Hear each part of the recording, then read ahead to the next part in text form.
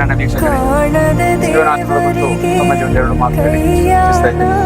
ಈ ಶಿವನಾಶ್ರಮ ಪ್ರಾರಂಭವಾಗಿದ್ದು 1999 ಮಾರ್ಚ್ 22 ಬೀದಿಯಲ್ಲಿ ಅಲೆದಾಡ್ತಾ ಇದ್ದ ಮನೋರೋಗಿಗಳು, ಅಂಗವಿಕಲರು, ಬುದ್ಧಿಮಾಂದ್ಯರು, ನಿರ್ಗತಿಕರು, ವಿಶೇಷ ಚೇತನ ಮಕ್ಕಳು, ವೃದ್ಧರು, ವಿವಿಧ ರೀತಿಯಲ್ಲಿ ದೌರ್ಜನ್ಯಕ್ಕೆ ಒಳಪಟ್ಟವರು, ಬೀದಿ ಬೀದಿ ಅಲೆದಾಡುತ್ತಿದ್ದವರು, ಹೀಗೆ ಈಗ ಏನಾಯ್ತು ಅಂದ್ರೆ ನಮ್ಗೆ ಈ ಇತ್ತೀಚಿನ ಸಂದರ್ಭಗಳಲ್ಲಿ 2 ವರ್ಷಗಳಿಂದ ನಮಗೆ ತುಂಬಾ ಈಗ ಸಾಲದಲ್ಲಿ ಕೂಡ ಈಗ ಆಸ್ಪತ್ರೆ ಇದು ಮುಗಿಸ್ಬೇಕು. ಮತ್ತೆ ನಮ್ಮ ಇಲ್ಲಿಯ ರೂಟೀನ್ ಕೂಡ ಡೈಲಿ ನಮಗೆ ನಡೀಬೇಕು. ನಮಗೆ ಈಗ ಒಂದು ದಿವಸಕ್ಕೆ ಟೋಟಲ್ ಸ್ಯಾಲರಿ ಮತ್ತೆ food, medicine, current bill, phone bill, ಬಾಕಿ ಇನ್ನಿತರ ಎಲ್ಲ ಖರ್ಚುಗಳು ಸೇರಿ ಮೆಡಿಸಿನ್ ಎಲ್ಲ ಸೇರಿ ನಮಗೆ ಒಂದು ದಿವಸದಲ್ಲಿ 1,31,000 ನಮಗೆ ಖರ್ಚು ಬೀಳ್ತಾ ಇದೆ.